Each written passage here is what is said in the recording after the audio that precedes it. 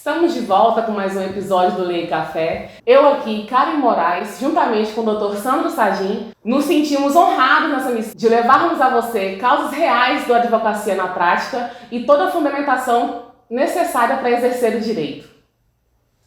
Queremos aqui, nessa abertura do nosso segundo episódio, agradecer a todos vocês que assistiram, que visualizaram, que curtiram nosso primeiro episódio. Deu muita repercussão, foi muito bacana, muito legal, cara. Foi assim, surpreendente até a repercussão no meio jurídico e também não só jurídico, acadêmico, na sociedade em geral de Barra do Garças. Muito obrigado a todos vocês e a gente vai buscar com isso cada vez melhorar mais, trazer entrevistados interessantes, assuntos, temas diferentes, que estão aí em voga e que estão realmente gerando dúvidas e gerando bastante comentários na cidade. Então, a gente se sente honrado, como disse a Karen, e agradecido a todos vocês e esperamos fazer cada vez melhor para vocês.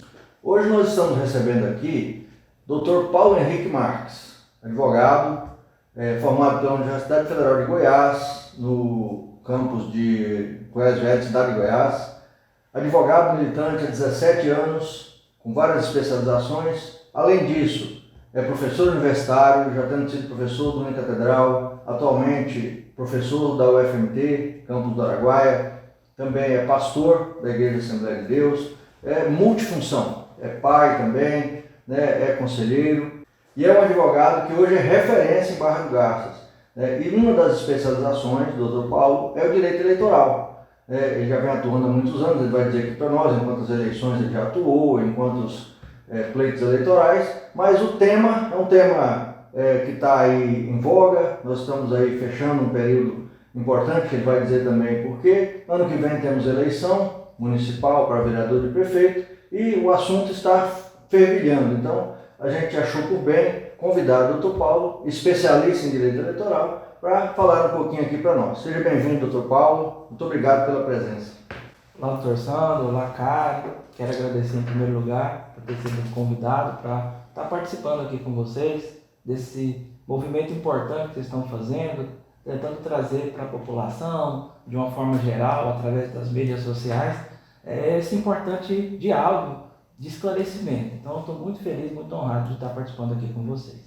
A honra é toda nossa e o agradecimento também, doutor. O que você tem a dizer para nós sobre as mudanças? Vamos começar com as mudanças, do direito eleitoral, que vão já valer ou que não vai valer para o ano que vem, já está se aproximando aí. Então, já estamos assim num ponto já, vamos dizer assim, um marco, diante do processo eleitoral, porque a eleição está marcada para 6 de outubro do ano que vem. Então, quer dizer, já estamos há um ano das eleições, E esse período é importante porque já marca alguns resultados, algumas atitudes, algumas ações de quem se pretende candidatar no pleito eleitoral. E mais recentemente, está na mídia, em voga, nas casas de lei, estava tramitando 2 projetos de lei que eram projetos que iam provocar mudanças bem bruscas na eleição do pleito de 2024. Mas, apesar de ter sido aprovado na Câmara, quando chegou ao Senado, os pontos polêmicos que existiam no projeto acabou, acho que, travando, principalmente a grande polêmica que teve era o regresso na questão das cotas de gênero. Então, praticamente estava se eliminando a exigência de 30% hoje de participação das mulheres nas eleições, o que é um regresso, não podemos deixar de dizer que é um regresso, porque infelizmente a participação feminina nas eleições é diminuída por causa do processo histórico que a gente viveu no Brasil e nas eleições como um todo, E isso eu acredito que é um dos pontos que travou. Então, já adiou, então não vai haver essa reforma a tempo, mas então a gente precisa estudar o processo eleitoral a partir das mudanças que já estavam aprovadas na mini-reforma de 2021. Esse assunto da mini-reforma que estava se tramitando, foi aprovado na Câmara, E aí a gente achou que ia tramitar rápido, Porque estavam aprovando rapidamente, quando chegou no Senado, como você disse, deu uma travada e acabou passando o prazo. Para quem não sabe, aí já é uma orientação, que qualquer mudança na lei eleitoral só vale para a eleição seguinte se ela for aprovada no mínimo um ano antes. Então, ou seja, a eleição é dia 6 de outubro, se tiver qualquer mudança até 6 de outubro desse ano, ok, está valendo. Se for a partir do dia 7 de outubro, só vale para outra eleição. Então, esse ano não vai ocorrer mudança, não é isso, doutor? Isso mesmo. E essa reforma ela tem pontos polêmicos, né? Principalmente a questão da cláusula de barreira, a questão das sobras, que na verdade foi mudado e isso gerou um tipo de repercussão. Depois a mini reforma de 2021 criou, vamos dizer assim, dificuldades, eu creio, para o pleito eleitoral, para a participação generalizada de pessoas nas candidaturas. E eu creio que essa reforma veio correndo para tentar corrigir isso, mas aí não deu tempo. Porque, como o senhor disse, existe o princípio da anualidade, então teria que ser aprovado. E existia um esforço muito grande das casas de lei, tanto que aprovou rápido na Câmara. Quando foi para o Senado, teve todo um movimento político, aquele tráfico político que existe, que é coisa legal, é coisa normal dentro das legislaturas. Parecia que ia ser aprovado, mas de repente, acredito por esses pontos polêmicos, acabou travando e a mídia repercutiu muito negativamente alguns fatores e realmente então está travado, não vai ter essas mudanças. Doutor Paulo, e assim, você acha que nessa questão aí de não ter sido aprovada, o ponto principal que mais pesou foi essa questão do regresso da percentual de cotas de gêneros? Acredito que tem dois pontos centrais aí que se discutiam, que é a questão da cláusula de barreira para as sobras e essa questão das mulheres, da regressão de gênero. Eu acredito que esse ponto, principalmente, foi muito noticiado na mídia, a militância, e com razão, bateu muito forte nesse ponto. Então, acredito que esse pode ter sido o ponto central da reforma não ter ido para frente. Mas também tem a questão técnica, porque realmente precisa de haver um debate, porque existiam outros pontos, e é uma pena que esses outros pontos importantes não foram aprovados, que mudariam de uma forma benéfica as eleições. Por exemplo, uma coisa simples, ia autorizar na prestação de contas a questão do PIX, que até hoje não está autorizado e agora não está mais. Então agora ainda o TSE pode regular através, porque a Justiça Eleitoral funciona assim. Às vezes o TSE vem com as resoluções e, na verdade, criam regras, estabelecem novidades, né, que não precisa necessariamente estar em lei ordinária. Então é comum nas eleições isso. Então espero que lá ainda haja essas reformas, mas como eu disse, existe um trâmite que precisava ser feito e não foi feito a tempo, até porque também o Senado está se envolvido em outras grandes pautas, como por exemplo a questão do aborto. Há uma mobilização muito grande depois do voto da ministra Rosa Weber, né, que deu o voto prestes a se aposentar, e aí o Senado teve que se mobilizar, e eu acredito que com razão precisa mobilizar mesmo. Eu acredito que também por essa outra pauta extra de suma importância, além das outras pautas que estão correndo, as CPMIs, então, marco temporal. Marco temporal, então houve muitos pontos polêmicos da legislação como um todo discutidos assim, tudo ao mesmo tempo, e também foi um fator que eu acho que impediu que essa reforma pudesse entrar. Realmente, nesses últimos tempos aí, houve, no mesmo momento assim, vários temas que foram levados importantes mesmo, causaram bloqueio, né, e muita comoção mesmo social. Exatamente, estamos vendo, né, quem acompanha aí, quem segue alguns dos deputados está vendo que o trâmite deles está muito intenso. Eu acredito que na história do país sempre já houve outros movimentos bastante acentuados do Congresso, mas agora a gente está vendo um movimento bem diferenciado e eu acho que isso é bom para a democracia. Na verdade, eles estão vindo justamente suprir, não é suprir, mas acordaram, vamos falar assim, né, que o STF, né, e outros órgãos, outros poderes da justiça estavam legislando, né, na omissão do Congresso. E a função, né, de legislar é do Poder Legislativo, do Congresso Nacional, que é a Câmara e o Senado. Então começaram a ver, peraí, né, nós estamos, tipo assim, estão passando na nossa frente. Aí começaram a ativar todos os temas, todos os assuntos polêmicos, né, e aí eu acho que você está certo. E com isso tumultuou, e deixou-se a questão da reforma eleitoral para debater ano que vem. Eu imagino que seja isso, né.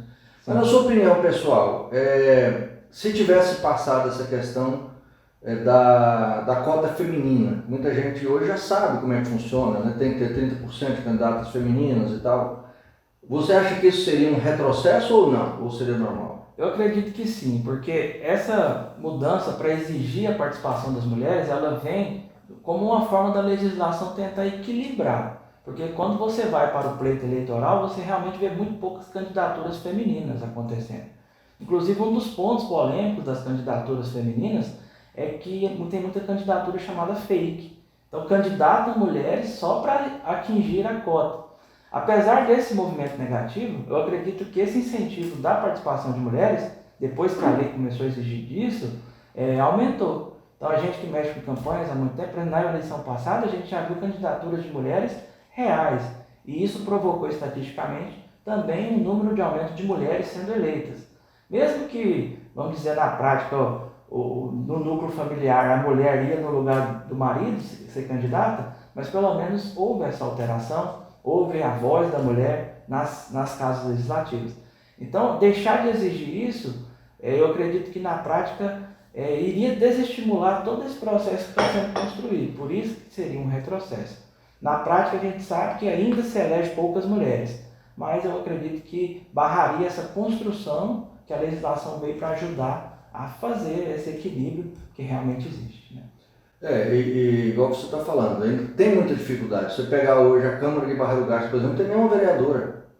Não tem prefeito, não tem vice, não tem vereadora. Exatamente. Aragarças do mesmo jeito, Torixoréu, e Aragarças tem mulher, mas é menor quantidade. Bem pouco. Torixoréu, acredito que não tem mulher também. Não tem mulher também. General Carneiro também não tem. Então, assim, é um processo histórico de machismo, de masculinidade na política. E como que vai reverter isso? Culturalmente não se resolve. Aí precisa ter uma lei para fomentar a igualdade. Agora a gente vai retroceder isso por quê? Então, também, quando o projeto foi colocado, isso não ficou muito claro. E o ponto polêmico veio, que na campanha eleitoral, isso foi matéria de debate, o atual governo tinha um discurso de valorizar as mulheres e de repente veio uma reforma dessa. Então foi contrassenso ao que foi feito na ideia do próprio governo. O que já vinha ocorrendo, né? O discurso do governo era esse, aí de repente vem uma reforma eliminando isso, então realmente é muito polêmico, como o senhor disse, na minha opinião, é sim um retrocesso.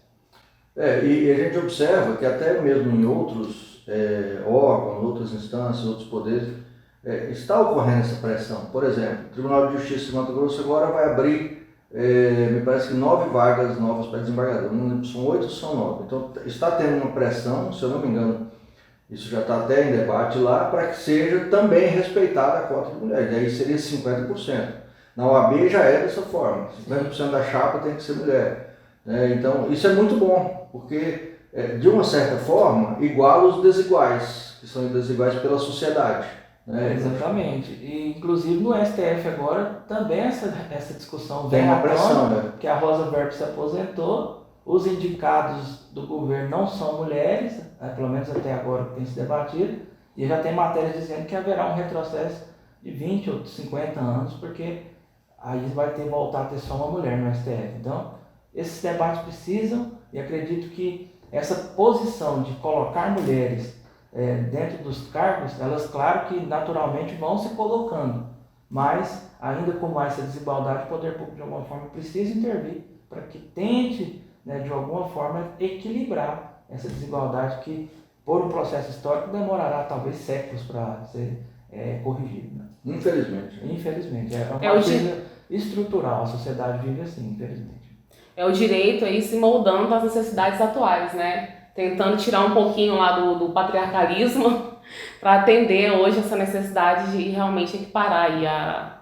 Então, esse é exatamente o conceito de justiça do nosso saudoso, jurista de referência Rui Barbosa, que é dar desigualmente aos desiguais na exata medida que se desigualam. Então, o papel da lei, às vezes, e quase sempre tem que ser, para igualar as coisas para um conceito concreto de justiça, é pegar na mão de quem está embaixo e colocar ao lado, não acima, mas buscar esses, vamos dizer, excluídos por um processo histórico e trazer para junto do cenário. Então, na lei eleitoral é exatamente isso que a cota de gênero quer e é isso que acaba acontecendo na prática, como eu falei.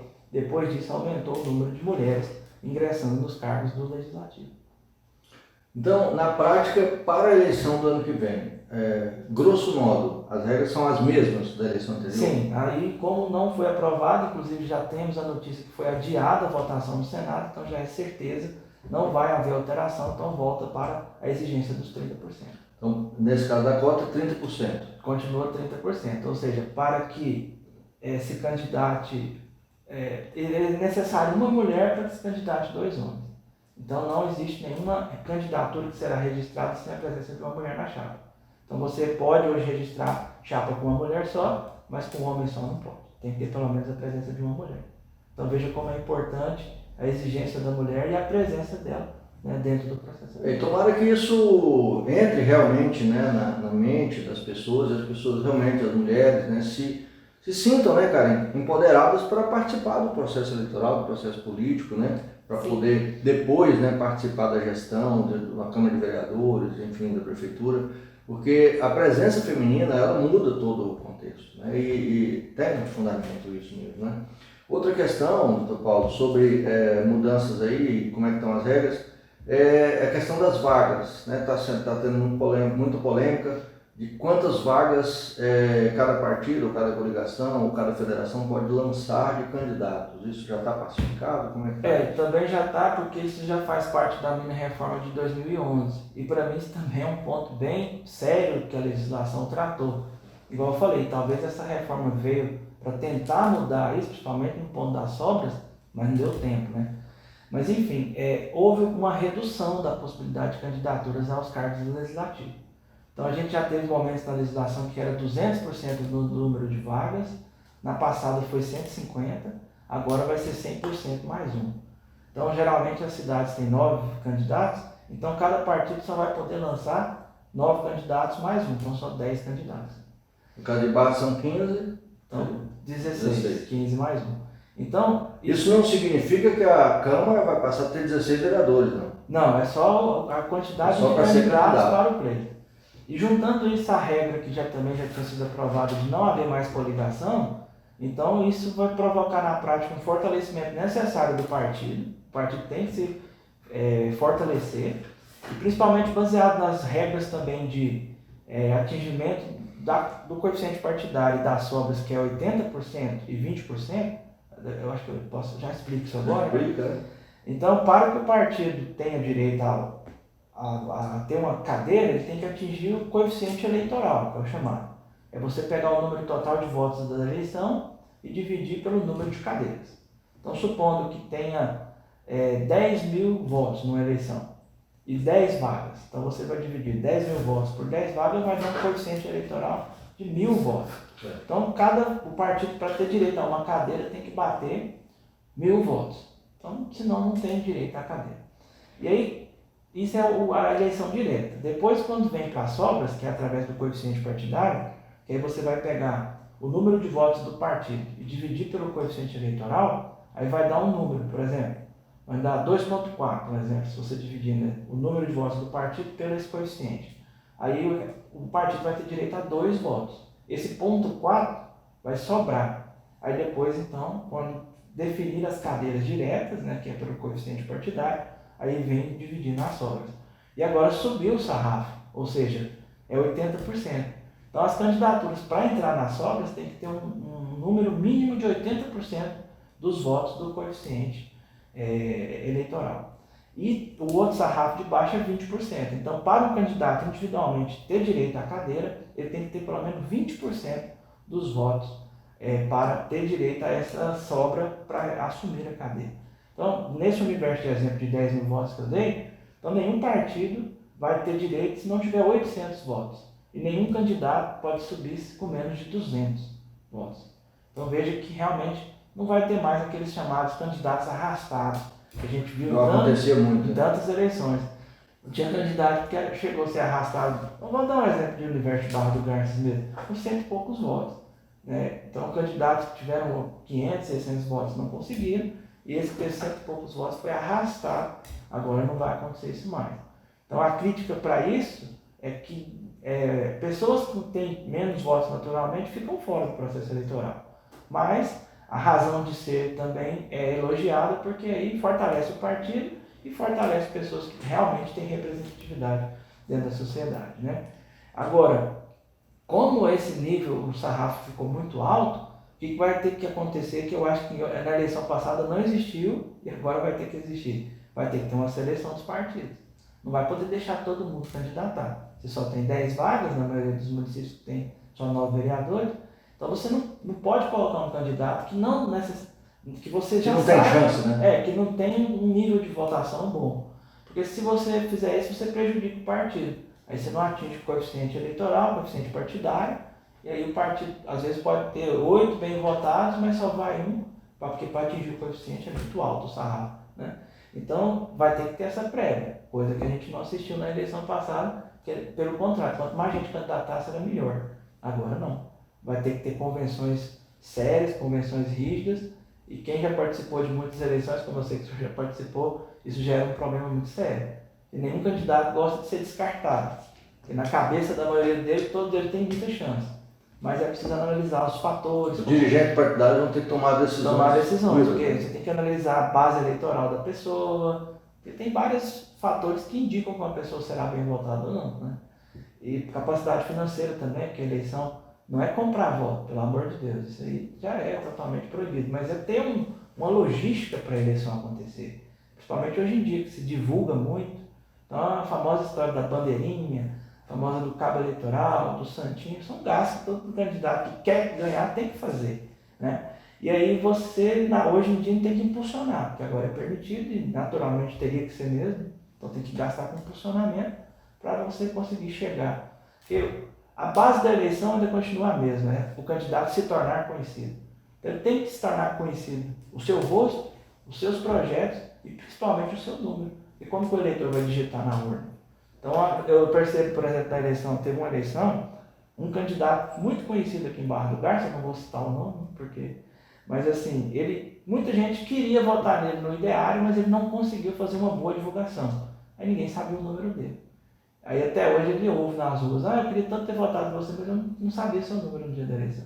Então, a base eleitoral continua sendo essa, é a coisa que precisa acontecer, né? Comentando aí sobre essa formalidade, me ocorreu aqui uma questão bem importante sobre a candidatura, né? Que o eleitoral ele tem todo um rol aí de exigências, né?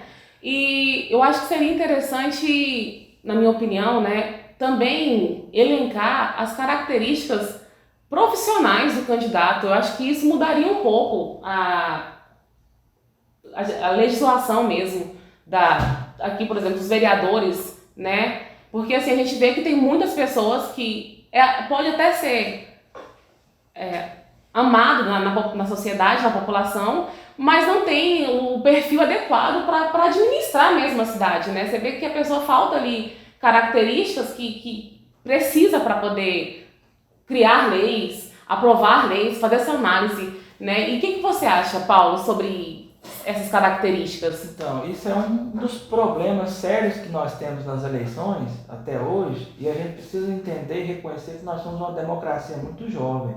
Nós votamos abertamente, livremente, só de 84 para cá, quando houve as diretas já.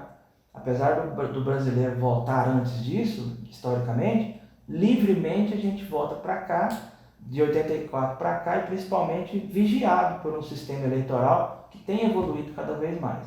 Então, a gente ainda tem no histórico o voto de cabresto, que é aquele voto onde lá antes da democratização a pessoa votava porque alguém pedia para votar.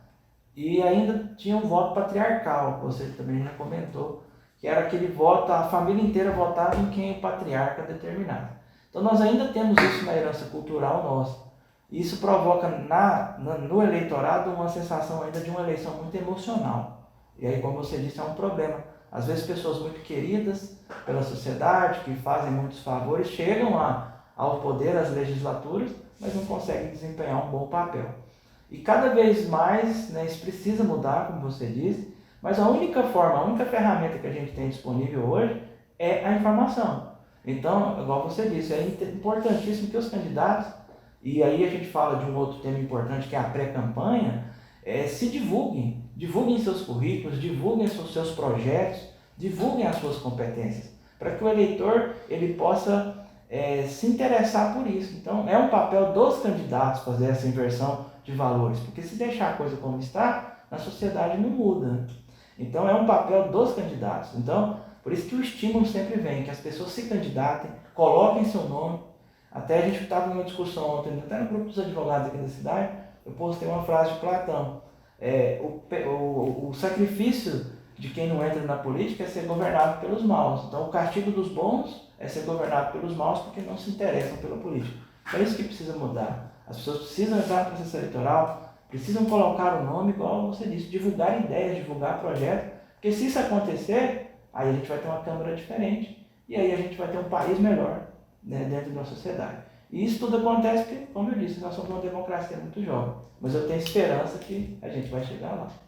O Papa Francisco também usou essa frase, né, dentro de um contexto, uns anos atrás, logo que ele tinha assumido o pontificado, né, pontificado, e ele falou isso, né, ele disse, olha, você não participando, você não tem direito de reclamar depois, você se omitiu. Pessoas de bem têm que participar da política, porque a política é tudo, né? A política rege a nossa vida. Eu costumo dizer assim, se essa rua aqui da frente vai transitar carro para lá ou para cá, é um político que decide.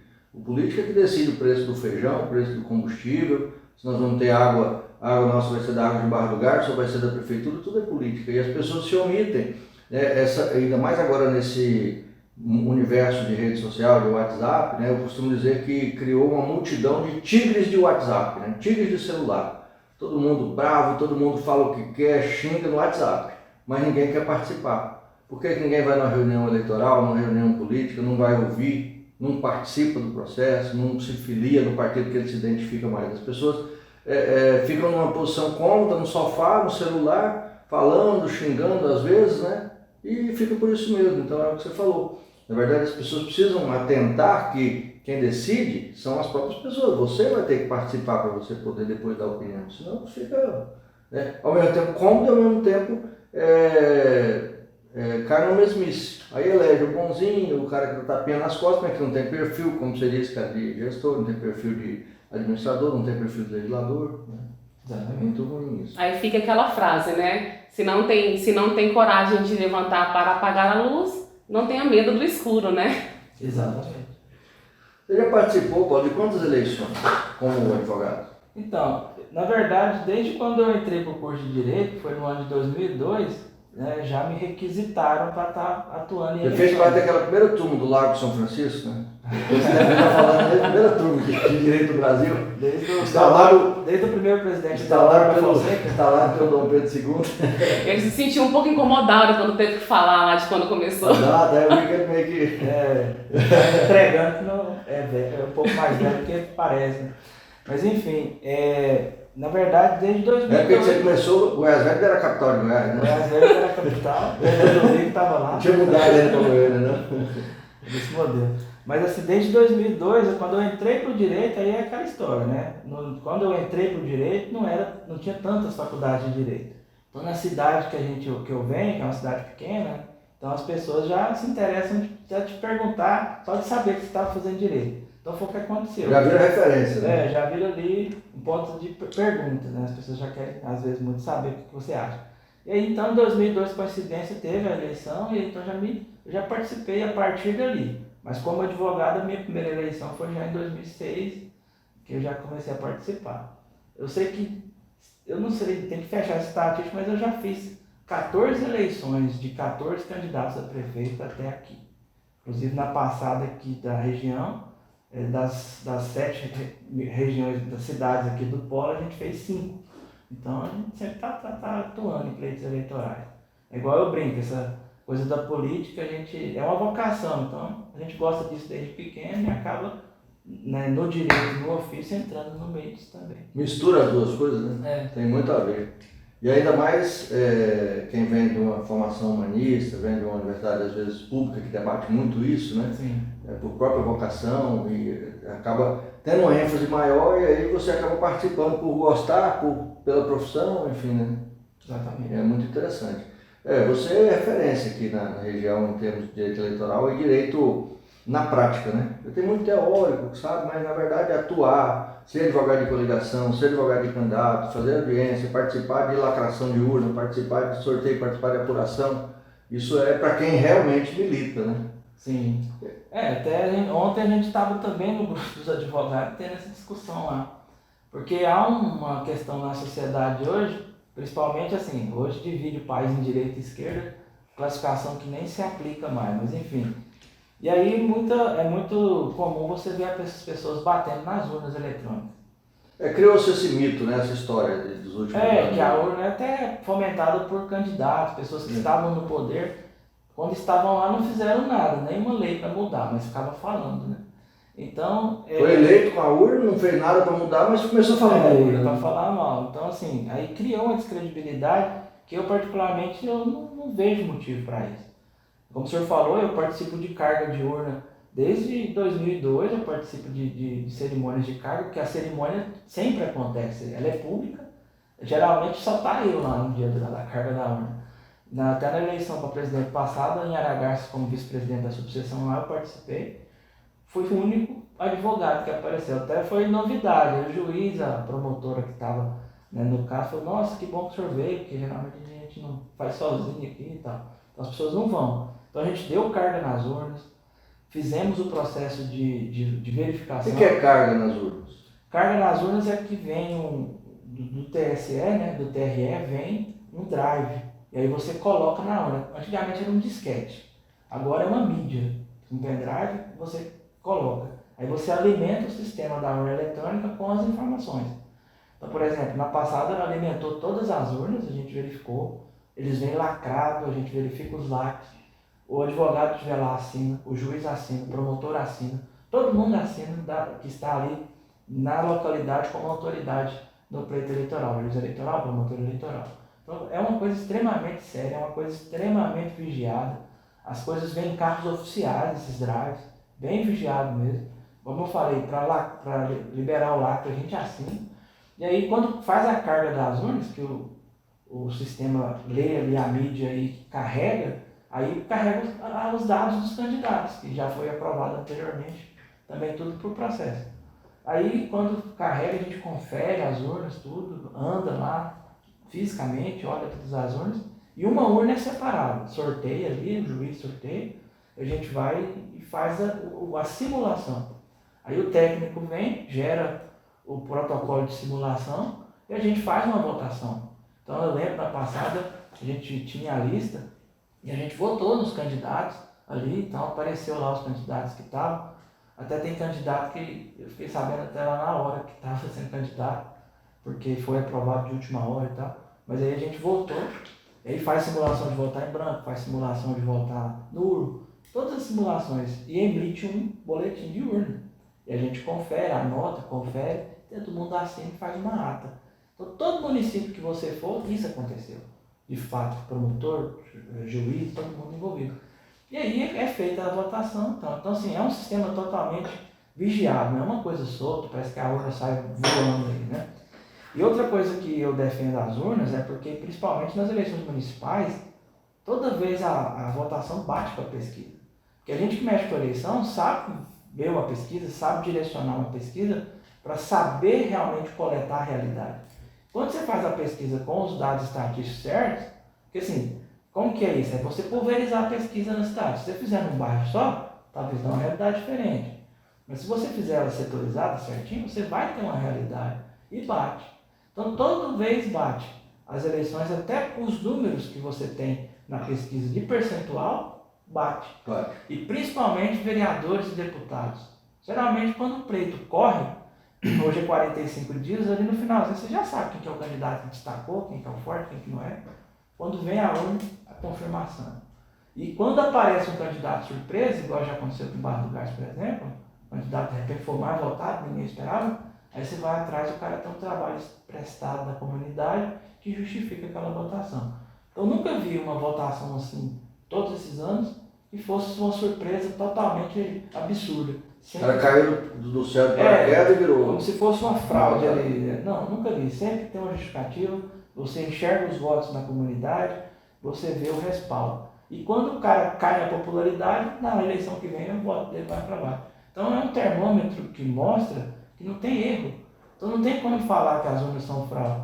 E principalmente na questão aí da eleição federal, aí sem falar de lado, porque não é o foco aqui, nós estamos falando de dados estatísticos, você fala, por exemplo, o Lula, não foi surpresa ele ganhar, se você pegar o retrovisor da história, de 2002 para frente, ele nunca teve menos de 50 milhões de votos, agora ele voltou a ter a mesma quantidade de votos que ele tem desde 2002. Quando o Haddad perde a eleição para o Bolsonaro, ele teve 47 milhões de votos. Então agora eu vim falar que foi fraude na urna, porque então, assim, existe uma linha de votações históricas que mostram, pelo contrário, a lisura das urnas que mostra um processo histórico da sociedade. Então, no Nordeste, por exemplo, sempre tem um tipo de votação repetido. Então, eu não vejo por que esse questionamento nas urnas eleitorais e sou um defensor assíduo de que a urna eleitoral é uma coisa boa, inclusive copiada no mundo todo. Né? E ela surgiu em Mato Grosso, sabia? O primeiro protótipo de urna eleitoral foi desenvolvido pela Justiça Eleitoral de Mato Grosso, lá nos primórdios da década de 90, que levou para o TSE e aí foram aprimorando até que começou com testes e tal. É bem legal. Isso hoje, como você falou, está expandindo no mundo inteiro. Vários países têm vindo buscar essa tecnologia. Com certeza. E assim, eu não cheguei a participar de uma eleição na urna, como advogado, na urna de papel, na cédula. Mas a gente vê acontecer na cédula quando uma urna falha. Quando a urna falha, o protocolo, acaba energia, acaba bateria, alguma coisa acontece. Porque a urna é um item eletrônico e pode falhar. Aí o protocolo de segurança é que faça-se a votação com cédulas. Inclusive vem cédulas impressas e tal. Então já vi acontecer. Aí é aquela canseira na hora de apurar. Ali sim tinha chance de ter fraude. E a gente tem várias histórias, né? Tinha chance não, ali tinha fraude. Tinha fraude, tal do voto em branco e tal. Eu até lembro, quando fala assim, na minha cidade, eu lembro que essa história a gente ouviu lá, depois verificou e é real. Tinha um candidato a prefeito que tinha um nome. E aí um vereador tinha o mesmo nome. Aí as pessoas na hora de preencher o voto, preencheu errado. Queria preencher o nome do prefeito, preencheu no lugar do vereador. E ele foi o vereador mais votado até hoje da história da cidade lá. E aí na eleição seguinte foi urna eletrônica, ele não chegou a ter 10% dos votos que ele teve. Então assim, não foi fraude, mas foi um erro do eleitor induzido pela cédula. Então isso na urna eletrônica não acontece. Né? Então, não, era um sistema totalmente frágil, né? Eu participei de algumas, até enquanto advogado acho que eu não participei, mas estudante e tal. Pra você ter uma ideia, tinha que transportar as urnas, então saía das aldeias, saía das cidades vizinhas, né? Eu cansei de vir acompanhando urna, e um cortejo parecendo enterro, né? O carro das urnas na frente e 80 carros atrás, na estrada de terra, todo mundo vigiando o carro da frente para ninguém mexer nas urnas. Ele parava aqui, quando descia a urna já tinha 80 pessoas em volta vigiando a urna para ninguém carregar essa urna para outro lugar. Aí punha no ginásio de esporte, tinha que manter plantão lá, os candidatos, né, os partidos, as coligações, faziam um esquema de revezamento, igual uma guerra, para ter 24 horas alguém olhando para as urnas, para não deixar carregar as urnas. Ali sim era mais fácil fraudar, exatamente, preencher com a caneta. Agora hoje você volta com biometria. Então quer dizer, como é que vai criticar um sistema desse, a segurança de um sistema desse, baseado só numa ideia? Então eu que milito nisso há tanto tempo, garanto, né, posso garantir que tecnicamente a urna eleitoral é fantástica. Aqui em Barra tem uma história real. Aqui sempre teve muito distrito, né? A Barra sempre teve muitos distritos e tinha votação. Então, por exemplo, Araguaiana, a sede do município era Araguaiana, né? Barra era distrito. Depois inverteu, a sede do município veio para cá, Araguaiana passou a ser distrito. Sim. E tinha distrito em Chavantina, em São Félix do Araguaia, e tal, distritos grandes. Então, os coronéis políticos aqui da época, quando passou a eleição e tal, começava a apurar. Aí começava a apurar os votos aqui da sede. Eles viam que estavam ganhando, rapaz, essas urnas para chegar dos distritos aqui não chegava não. Caía avião, a mula atolava, e quando chegava, teve uma vez que chegou, quando foi abrir, alguém por coincidência derrubou era caneta tinteiro, né? Tinha um recipiente com tinta para molhar a caneta. Alguém, por acaso, chegou e esbarrou no tinteiro e caiu aquela tinta em cima das cédulas e inutilizou. Aí, não tem como contar, então vai ficar valendo só os votos aqui da sede mesmo e estava resolvido. Então, era acidentalmente, né? Assim, sem pretensão nenhuma. Pá. Isso é história real. Essa da caneta de tinteiro aconteceu mesmo. Eram os votos de Araguaiana. E o pessoal que estava no poder sabia que Araguaiana eles perderiam. Né? Então, vão deixar por Araguaiana não. Na hora que abriu a urna, pôs as cédulas em cima, caiu tinta em cima. E ainda tem isso que o senhor está falando, ainda nas urnas eletrônicas tinha que esperar a mídia chegar, porque aí carregava num computador central, agora não, manda pela internet. Então, por isso que em 3 horas hoje, ou 5 horas, a gente tem resultado de eleição, igual você falou, já teve casos históricos por 10 dias contando voto, contando voto, né? E outra coisa importante também ainda, para fechar esse assunto da urna, é que a urna eletrônica emite um boletim de urna. Então, você, né, em cada sessão emite ali, é assinado pelos fiscais e tal, então você tem como somar. Toda eleição a gente faz isso. Pega o boletim e soma, pega o resultado e soma, bate. Então, vamos dizer, tem como conferir. Onde é que está a fraude, né? Quem vem falar que não tem como conferir, não conhece de eleição, porque cada urna emite o boletim, então é só somar no final.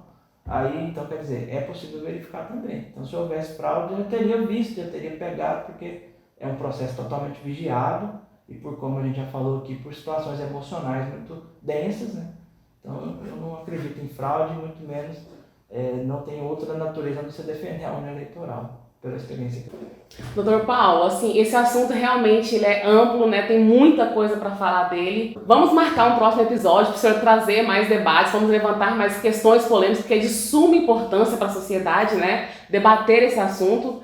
E assim, quero agradecer a tua presença. Estamos chegando no processo eleitoral, então é de suma importância que a sociedade saiba, né? Esses pontinhos que sempre causam tumulto, dúvidas, né? Então, assim, quero agradecer a sua presença e espero te ter aqui novamente. Eu que agradeço, Karen.